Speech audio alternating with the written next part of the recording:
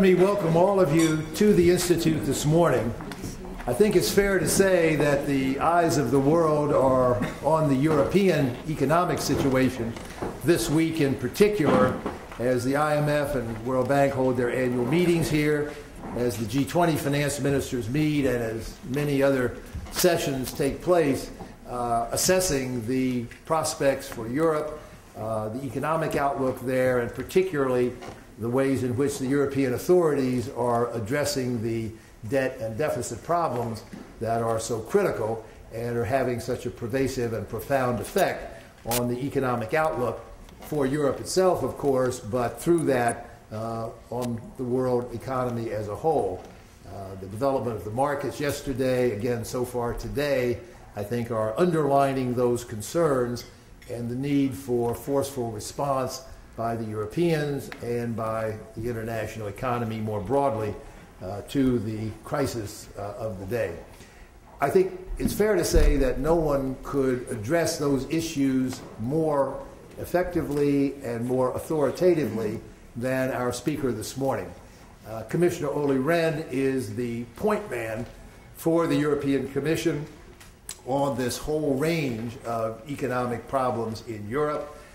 He, of course, has been at the center of all the discussions with Greece, but increasingly with the other countries as well, as the European Union as a whole, and the Eurozone in particular, attempt to come to grips with the very difficult economic situations that the countries face, and therefore, indeed, the future of the Euro and the European Union as a group. Commissioner Rehn has been at our podium here at the Institute before. It's a great pleasure to welcome him back. He, of course, has been Commissioner for Economic and Monetary Affairs since early last year, and therefore has been in that key position throughout the development of the European phase of the global crisis, if one can put it that way. This is his third commissioner responsibility. He had previously served as Commissioner for Enlargement, shepherding the accession of Bulgaria and Romania, working on the Turkish accession and the other key issues involved with the expansion of the community. Prior to that, he had succeeded his countryman Erkki Liikanen, another good friend, as Commissioner for Enterprise and the Information Society. So he is in his third position as a member of the European Commission. He's a native of Finland, of course. He had been a member of the Finnish Parliament, the European Parliament, was economic advisor to the Prime Minister of Finland in one of his earlier incarnations. He did his PhD in international political economy at Oxford. He studied economics in this country at Macalester College in Minnesota, and I think it's fair to say that no one brings more credentials and more central responsibility and authority to today's discussion than Olli Rehn. Mr. Commissioner, we appreciate your being with us. We look forward to your very important comments. Thank you.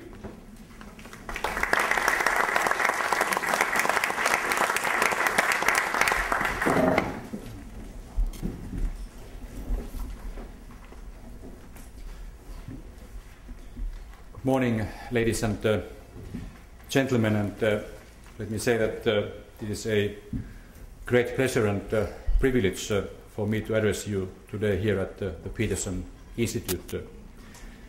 Over the past decades, this institute has been a sharp and critical and as such helpful observer of European economies and economic policy making. So I'm very delighted to discuss Europe's quite challenging, which may be the understatement of the week, quite challenging economic agenda with you today. I'd also like to thank Fred Bergsten for his very kind words, although I must say that he forgot one thing from my CV. 30 years ago at Macalester College in Minnesota, I was studying international political economy, and my textbook was Fred Bergsten's Politics of International Economic Relations. So I'm now practicing what you preached then at the time, and actually I used that as a textbook when I was for a while serving as a professor at the University of Helsinki. In fact, many of Europe's problems are a manifestation of a broader global challenges.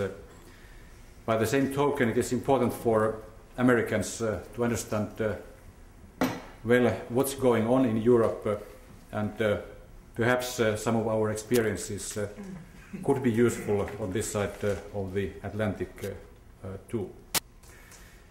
US reactions to Europe's sovereign debt crisis have typically expressed incomprehension, right or wrong. Against this background, I will outline my view of the crisis and Europe's approach in coping with the crisis. Of course, we can recall that the financial and economic crisis, which started 3 years ago with the Lehman collapse, has come to a new phase now or recently.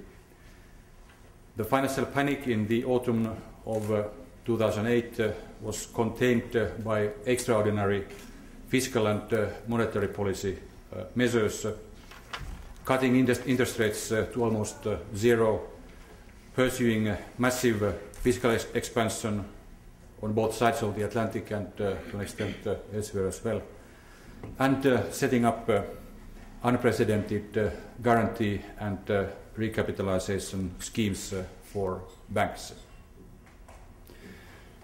While a meltdown of the financial system was avoided, a major recession was not, as we know. GDP declined by more than 4% in the European Union, almost 3% in the US, and over 6% in Japan in 2009. And growth was dented even in China and other emerging economies.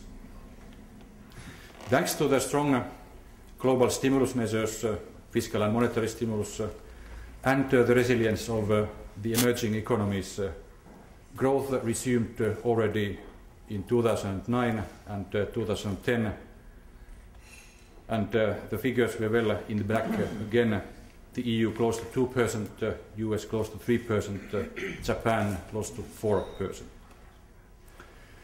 Recently, however, growth has decelerated markedly in all these areas, while year-on-year growth of the EU economy will still reach 1.7% in 2011 this year. Growth is coming to a virtual standstill towards the end of this year. A significant slowdown is in the cards for the US as well. While we do not forecast a recession or double dip in Europe, the change in the outlook is both disappointing and worrying, particularly given the current high level of unemployment. Let's ask, why is growth stalling? There is substantial historical evidence that recoveries from financial crisis tend to be slow and bumpy. So in that sense, we should not be so surprised. But in order to understand the policy dilemmas and the somewhat different approaches taken on the two sides of the Atlantic, we need to be a bit more specific. The run-up to the crisis was associated with a rapid build-up of private debt, both in the US and Europe, to finance consumption and real estate investments. In Europe, public debt remained rather stable as a share of GDP during that period, as booming economies produced tax revenues to keep deficits low, despite a secular increase in expenditures. In the United States, federal debt kept growing even in these good years. In many countries, this borrowing spree led to large external, i.e. current account deficits. Notably, in Europe, for instance, Ireland, which was the main cause of its crisis, it was in the first place a financial and banking crisis instead of a fiscal crisis like in Greece, or to an extent also in Spain, which saw a great boom and real estate bubble out of which it is still recovering. The bursting of the financial bubble revealed the shaky ground underlying economic growth, a foundation which was based on piling debt. The private sector was forced to increase savings tremendously to be able to service debt and to get it back to a sustainable level. And in doing so, it inevitably deepened the economic downturn. Fiscal stimulus and in several countries also bank support has added quite significantly to public debt. As a result of the combination of these factors, gross public debt will increase from about 60% of GDP to 82% of GDP in Europe from 2007 to 2011, so from about 60 to over 80% in Europe, and from about 63 to 102%, over 100% of GDP in the US over the very same period.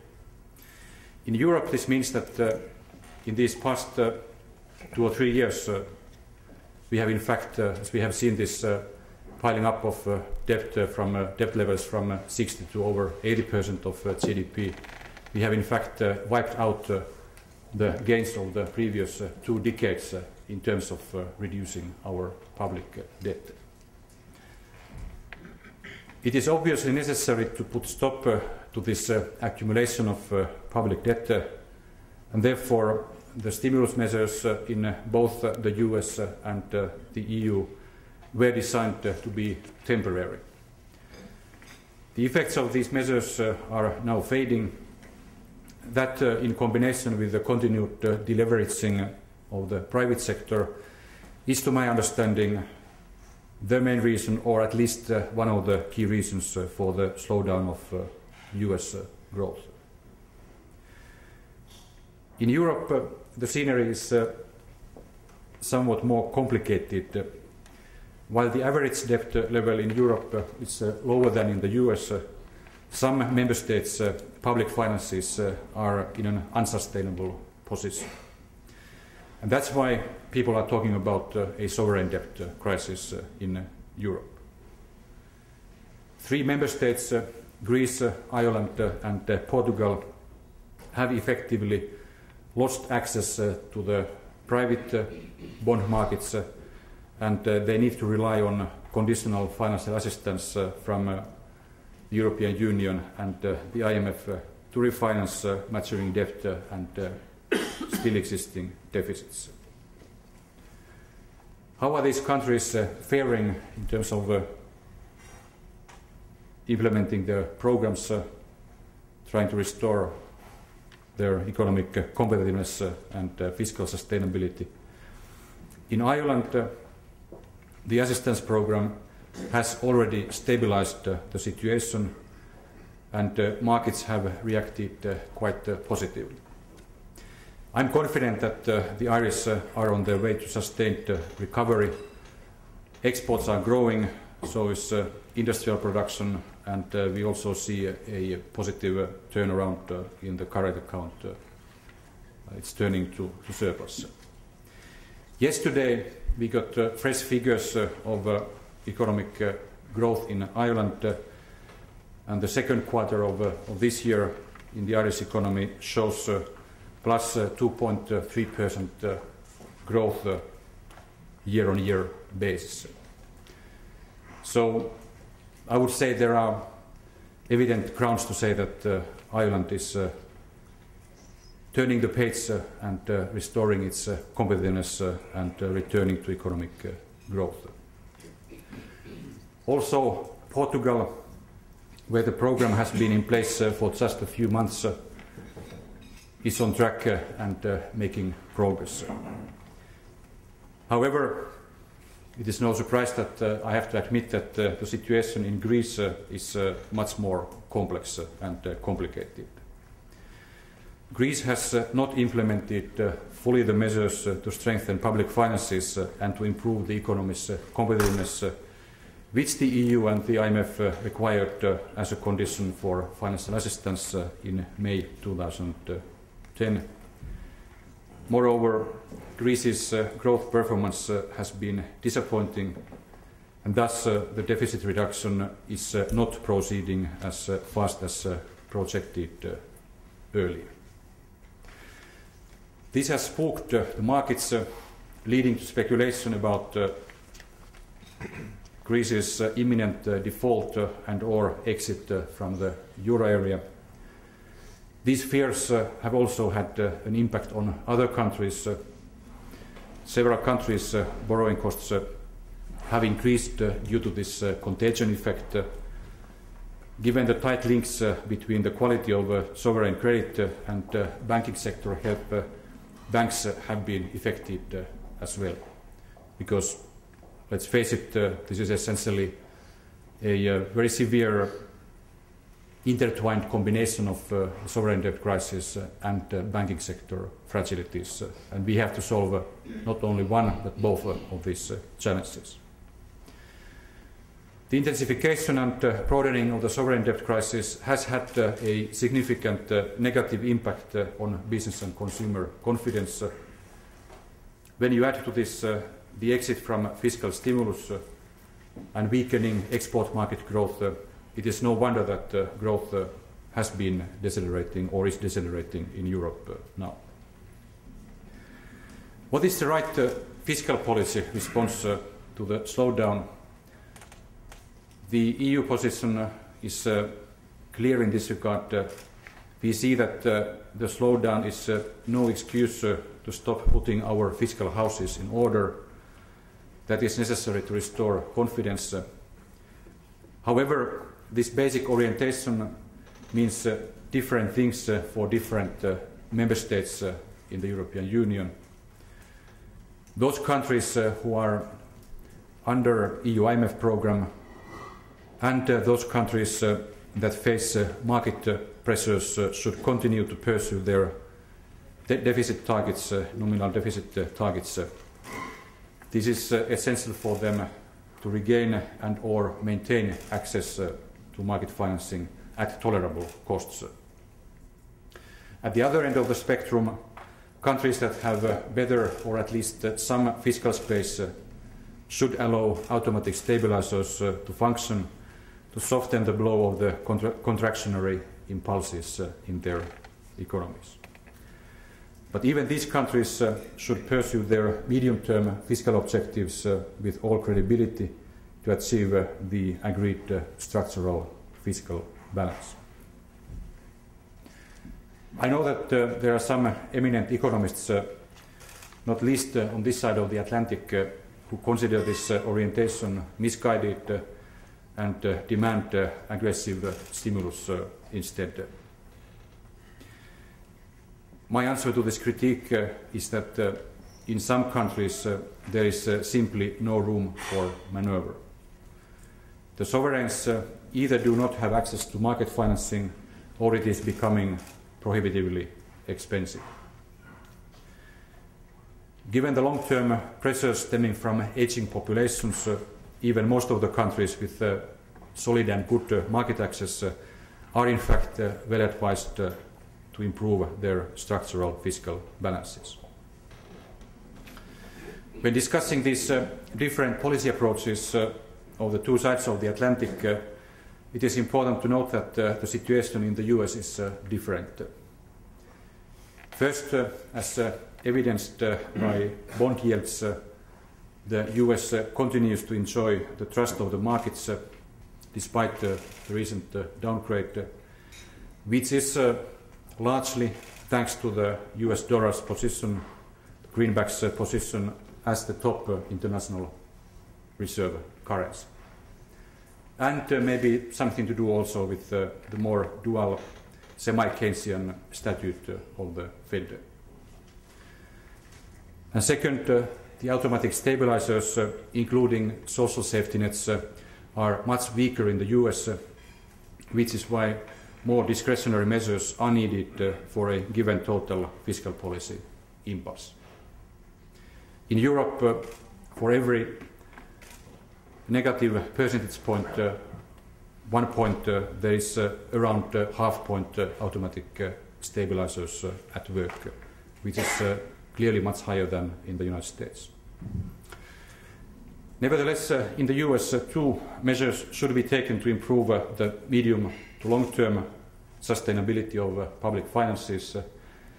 The stronger the action on this front, the less need there is for consolidation in the short term.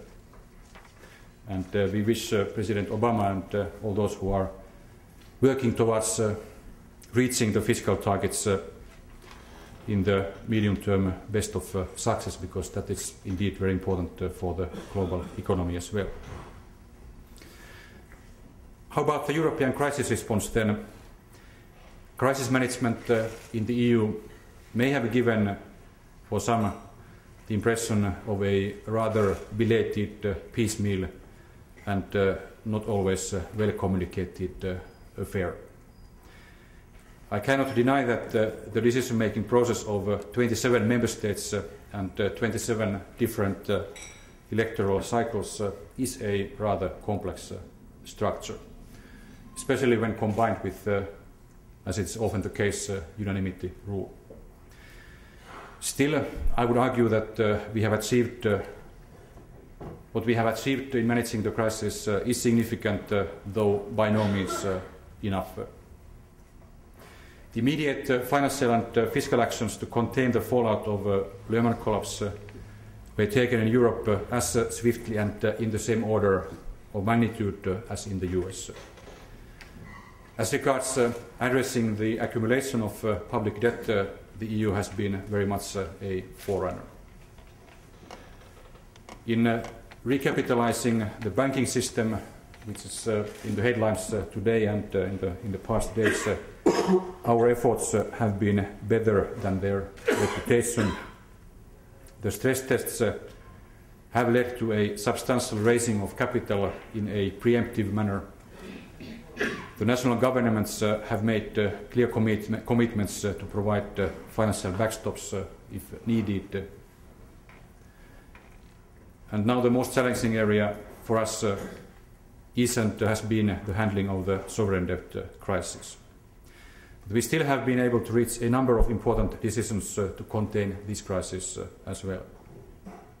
In May last year, 2010, we set up almost literally overnight euro area financial stability mechanisms to provide temporary and conditional financial assistance to member states. This summer, the EU leaders have taken important decisions to expand the capacity of the European Financial Stability Facility and make its powers of intervention more flexible and effective. Meanwhile, the European Central Bank has provided ample liquidity to the banking system and also intervened in the sovereign bond markets to ensure the smooth functioning of the monetary policy transmission mechanism. A week ago, the ECB and two other European central banks agreed with the US Fed on measures to ensure dollar liquidity for European banks. While the firefighting has been going on almost without interruption for the past 1.5 years, we have at the same time embarked on reforms to reinforce our economic policy architecture, which will contribute to economic and financial stability over the longer term. But we are, of course, not out of the woods yet. The immediate challenge is to stabilize the situation in Greece. The euro area leaders decided on the 21st of July a new conditional assistance package for Greece. It involves more, longer and cheaper financial assistance to Greece, and for the first time voluntary rollover of private credits and debt exchange with a present value loss to the creditors. A condition for the new program is that Greece needs to implement all the corrective measures required, and in the past couple of weeks Greece has gone a long way toward meeting these demands, but we are not quite there yet. In fact, if you look at the past 1.5 years in this regard, I'd say the first 9 months, during the first 9 months, Greece implemented very effectively its EU-IMF program, to the extent that it reached fiscal consolidation of minus 7% in the first 12 months, which is not a piece of cake. Anybody who has worked in economic policy knows that 7% of GDP fiscal consolidation is indeed a very significant achievement. It shows us 5% in the accounts because of the lower growth, but essentially it is 7% reduction in the fiscal deficit. Then there was quite some disturbing talk about debt restructuring at some point over the last winter. Attention was distracted, and it took some effort to return the attention to the implementation of rigorous implementation of the program. And now, as regards the decisions expected on the basis of the June agreement, which we last signed with Greece, I would say Greece has gone a long way. As I said, at least 2/3, 3/4 have been achieved, but we expect that Greece will now go all the way and convince its European partners and its international creditors in order to provide further financing for the country. In this context, it is important to underline that the European Union is not going to abandon Greece. An uncontrolled default or exit of Greece from the euro area would cause enormous economic and social damage in Greece itself, and it would cause very substantial economic and political ramifications to the European Union as a whole, and certainly have very serious spillovers to the whole world economy. We will not let this happen. Before concluding, I want to make 1 or 2 points on this still, because the second major work stream of the Eurozone summit in July was that we need to implement without delay the decisions related to the reform and reinforcement of the European Financial Stability Facility. It's essential now that this financial backstop will be made function more effectively and with more agility. This is indeed critical, as the reformed EFSF, with its powers to intervene in the secondary markets and to provide precautionary credit lines, will be key in containing contagion. And the third work stream is, which is going on in many member states, like in Spain and Italy, is that the member states must, apart from continuing to implement fiscal consolidation, also take decisions to front-load structural reforms that will help boost growth and jobs. This is a major challenge, but a necessary challenge. Reforming labour markets, pension systems, healthcare and education has been difficult, but it is a necessary path to go if Europe wants to be competitive and create jobs. And finally, the European Union and the euro area need to further reform its economic governance. Next week, and there are also some good news.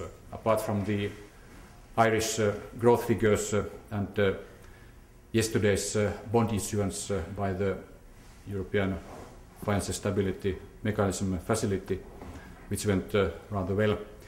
Another good news is that next week we expect the European Parliament to take the final vote to approve a large legislative package. We call it six-pack because it has 6 elements on stronger fiscal and economic surveillance. While this reform is very important in its own right in reinforcing fiscal and economic surveillance in Europe, it is also a necessary foundation for further reforming economic governance. And there is more yet to come. The European Council of the 17th of October will concentrate on these issues. President Herman Van Rompuy has the mandate to prepare proposals with Commission President Barroso and Eurogroup President Juncker. And it is clear to me that the euro area member states need to go further in pooling economic sovereignty to prevent policies that harm other member states and financial stability in Europe as a whole. We need to go further in making our financial backstops more flexible to contain market turbulence. In general, we need to make the decision-making more agile and effective.